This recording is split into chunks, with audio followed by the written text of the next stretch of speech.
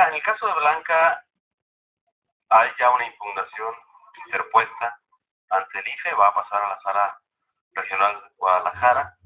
La diferencia de votos con respecto de la candidata del PRI es de 357 votos. En una primera mirada pudimos revisar y detectar un error aritmético, donde en lugar de 89 votos al PRI se acreditaron 189. Eso hay muchos. Entonces hay 100 votitos que se restarían a esa diferencia a favor de Minerva. Revisando los centros de votación, cómo quedaron conformados, pudimos observar que en algunos casos representantes del PRI estaban siendo funcionarios públicos. Hay una prohibición expresa de la ley de que un funcionario público participe dentro de un centro de votación. En algunos casos, cuando el funcionario al que le tocaba la responsabilidad no llegó, se sustituyó con un ciudadano de la línea que estaba ahí esperando votar, y en ese caso algunos resultaron ser de otra sección, también está prohibido, entre otros elementos que tuvimos que analizar, y en donde, por supuesto, también haciendo las sumas y restas de los votos, tenemos una posibilidad fuerte de revertir el resultado a partir de impugnar por esas deficiencias, por esas irregularidades que fueron cometidas en algunos centros de votación. Yo te debo decir que Blanca fue una excelente candidata, es una persona siempre muy considerada. Ella no hace gran alaraca, pero sin embargo creo que en este caso tenemos que hacer la defensa de su distrito, por supuesto con el acuerdo de ella, y vamos a ir hasta las últimas consecuencias en eso, más que nada porque sí es importante que, otra vez, que todos quedemos incluidos dentro del marco legal.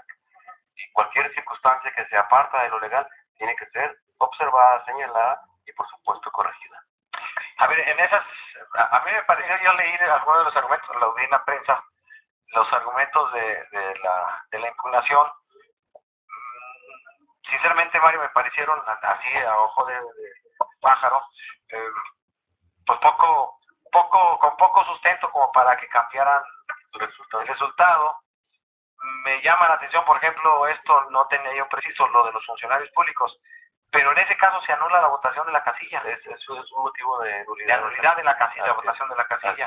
¿Y cuántas casillas caen en ese caso? No tengo el dato exacto de cuántos centros, creo que son algo así como 30 centros de votación que fueron señalados por alguna irregularidad, y donde si la mayor parte de estos prospera, pues sí tendríamos una diferencia de votos ya a favor de la candidata. ¿Y si ustedes hicieron el cómputo, claro, el virtual quitando esas casillas? Claro, es parte del cálculo que se hace, se ve lo jurídico, se ve que tanto puede modificar el resultado numérico, y con base en eso toma la decisión de impugnar. Y eso lo tiene que resolver el tribunal, la Sala Regional de Guadalajara. ¿A más tardar qué fecha? ¿29 de agosto? Sí, más o menos se puede tomar el tiempo que quiera, pero el límite sería los últimos de agosto. O sea, es el distrito 6 de Chihuahua, va a seguir en la incertidumbre hasta fines de agosto. O antes, si la sala lo resuelve así, claro. Lo resuelve así. Porque los diputados electos tendrán que presentarse en la Cámara de Diputados en septiembre. Esa es la primera sesión, pero ellos toman protesta el día 31 de agosto o 30, no sé. Sí, para entonces tiene que estar ya resuelto. Tiene que estar resuelto. Sí.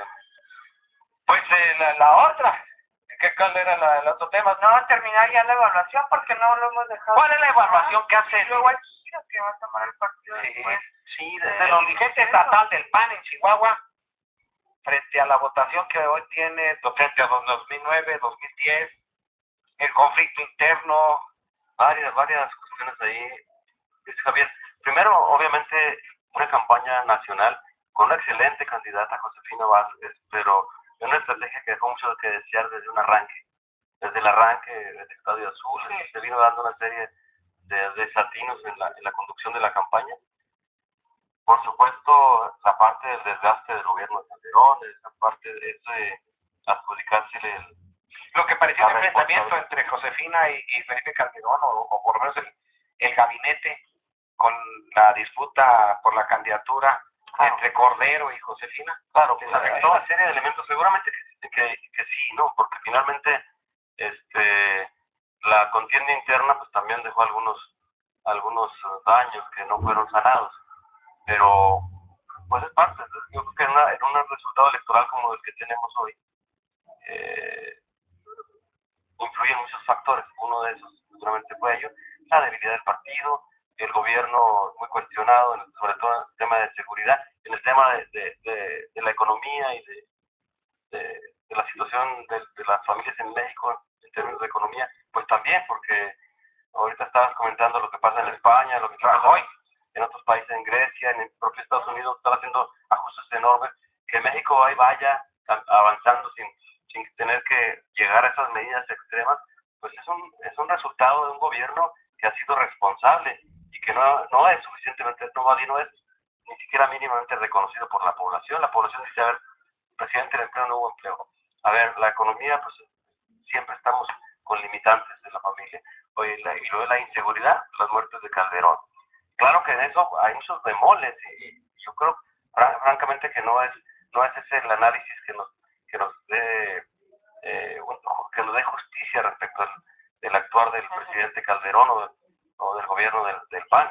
Pero bueno, finalmente esa fue la percepción de los ciudadanos y hay que reconocerlo, que no fuimos capaces de llegar, de conectar con el ciudadano para entender lo que estaba pasando allá en la colonia con la familia y que desde el gobierno pudiera haber un planteamiento de fondo también en términos de comunicación, de cómo instrumentar programas en los que la gente se sintiera cobijada en una circunstancia adversa, en el caso de la inseguridad o en el caso de la economía.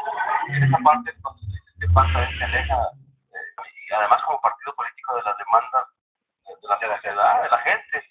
Si no tenemos claramente esa percepción en el partido, pues cómo vamos a responder. Estamos prácticamente dando palos de ciego.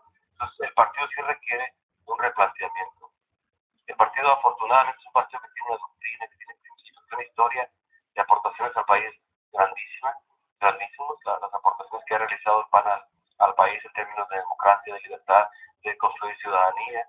Bueno, pues esa parte es lo que nos debe servir como estímulo para plantearnos un partido del futuro, que entonces sí esté alineado completamente con las causas populares, con lo que la gente requiere, que sirva en los próximos años como una oposición constructiva, que aporte, no como hizo el PRI en los últimos años, obstaculizando las reformas que el país requería. Yo creo que el PAN tiene que mostrar que es un partido generoso, que aún si en la reforma va implícito el éxito del gobierno, del próximo gobierno, bueno, pues que finalmente lo que se privilegia es el avance del país en función del interés de los ciudadanos.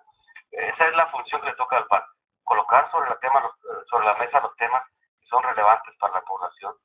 Tenemos que como partido político ir de fondo a apoyar las reformas que requiere el país, siempre mirando el interés ciudadano más que el interés de los grupos y están hablando de reformas estructurales, pero pues todo el mundo habla de reformas estructurales, pero hay distintas concepciones de las reformas estructurales. Ahí es donde está el meollo del asunto, porque ahí es donde se tiene que buscar el acuerdo, los grandes consensos, y donde, por supuesto, también yo aspiraría que hubiera en la Cámara pues una conformación entre PAN, PRD, que también pusiera limitantes. Pues tal parece que van a ser la mitad de la Cámara. Las actitudes que pueda tener el PRI, porque el PRI no es Peña Nieto.